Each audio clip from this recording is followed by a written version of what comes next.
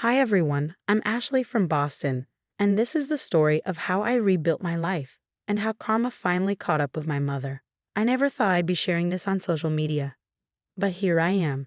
I'm 33 now and love my job as a pediatric nurse at Boston Children's Hospital.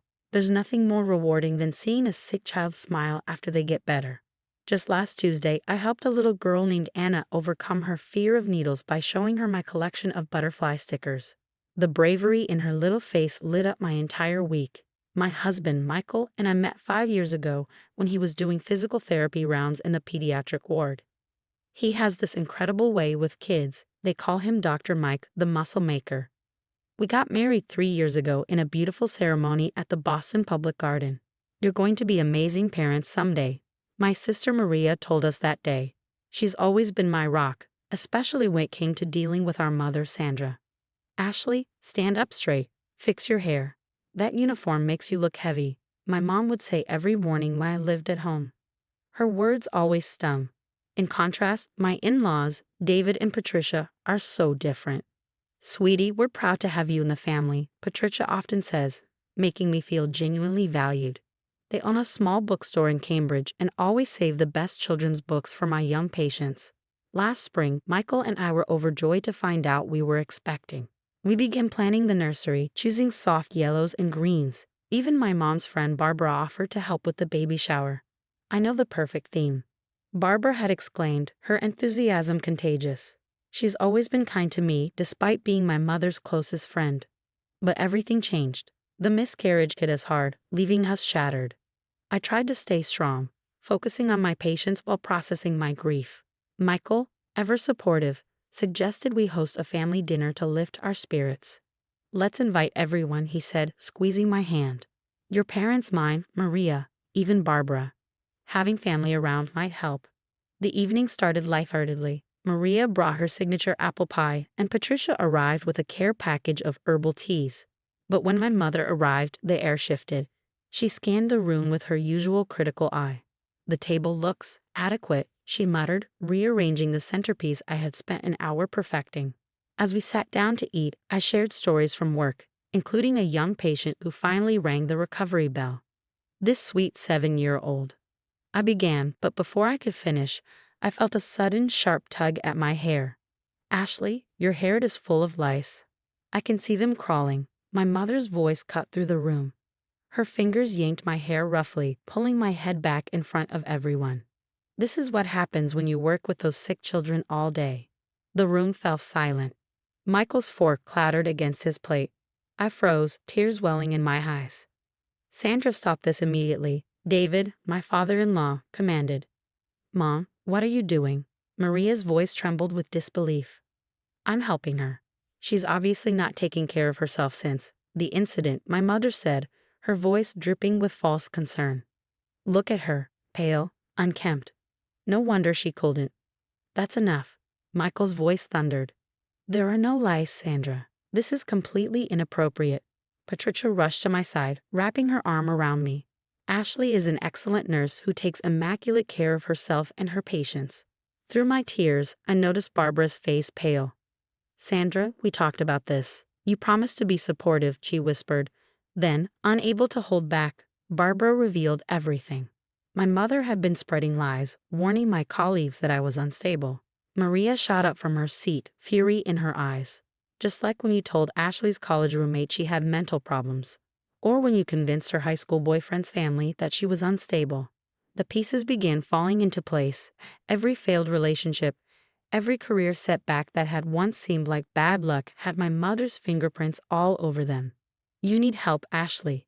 You're clearly not coping well, my mother insisted, reaching for my hair again. Before she could touch me, Michael stepped between us. I think it's time for you to leave, Sandra, he said firmly. As my mother gathered her things, muttering about ungrateful children, Patricia squeezed my hand tightly. You're family to us, Ashley. We won't let anyone hurt you like this again. That night marked a turning point, the end of my blind acceptance of toxic behavior disguised as love. Standing in front of the mirror later, I realized the only things that needed to be removed from my life were the toxic people eating away at my happiness. In the week following the dinner, I took time off work to process everything.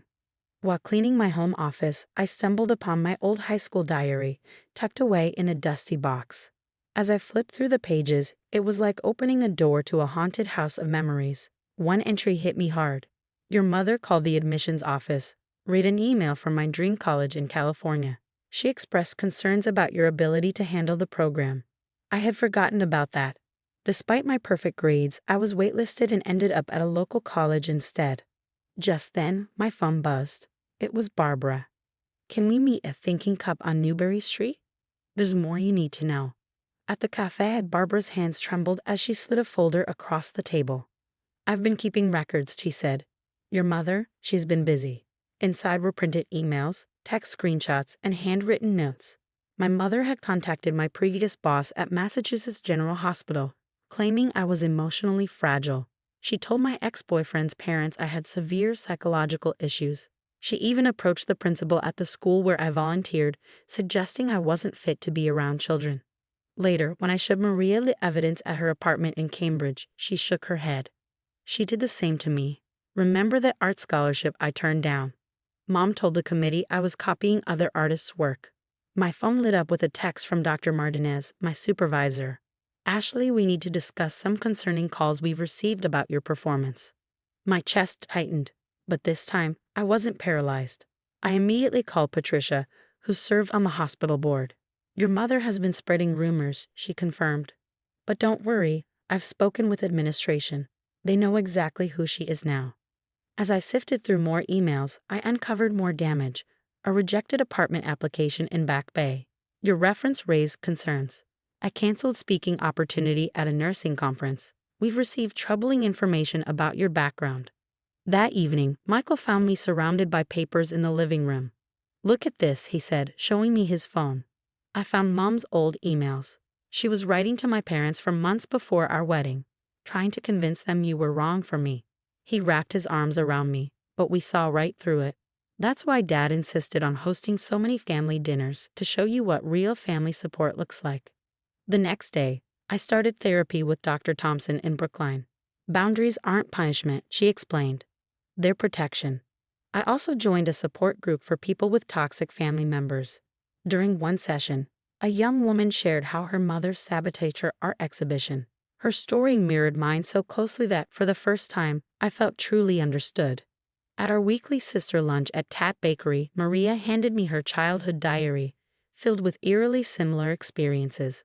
We're not alone anymore, Ashley, she said, and we never will be again.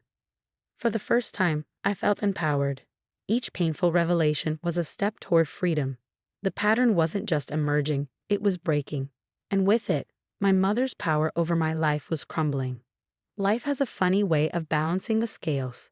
6 months after setting boundaries, I was thriving at Boston Children's Hospital, my new pediatric care initiative, focusing on emotional support for long-term patients, caught the attention of hospital administration. During our morning meeting, Dr. Martinez made an announcement that left me speechless. We'd like to promote you to head of pediatric patient care. Your dedication to these children is exactly what we need. The same week, my mother's carefully constructed world began to crumble. Her real estate business faced multiple complaints about unethical practices, and former clients came forward with evidence of fraudulent dealings. Surprisingly, it was all completely unrelated to my situation. Did you hear about Sandra? Barbara asked during our weekly coffee meet. The Better Business Bureau is investigating her company. Apparently, she's been misleading elderly clients about property values. I focused on my work, channeling my energy into helping others. I launched a program called Healing Hearts at the hospital, connecting families dealing with childhood illnesses.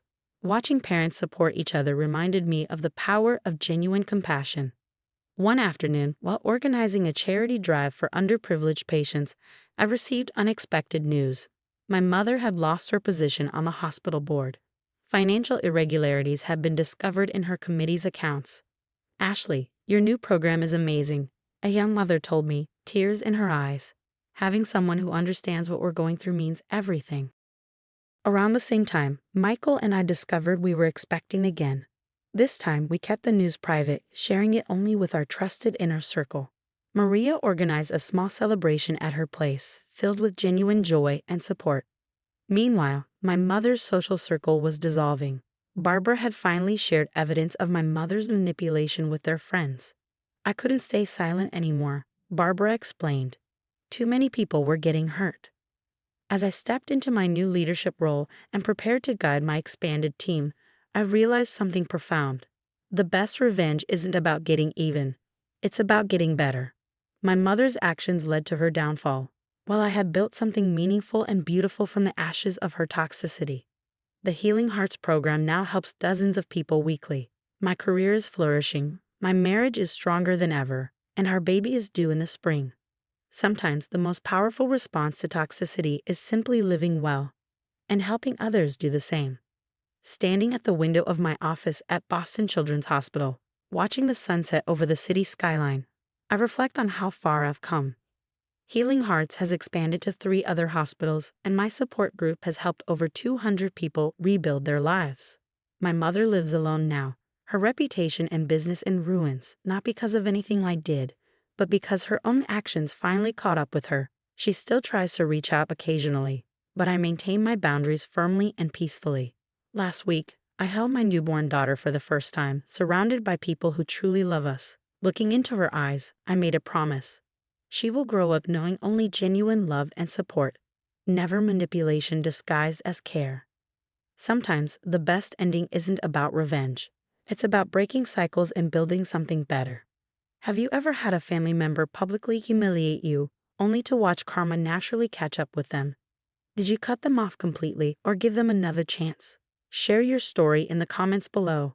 Your experience might help someone going through something similar. If you'd like to hear more real stories about overcoming toxic relationships and building a better life, hit subscribe and turn on notifications.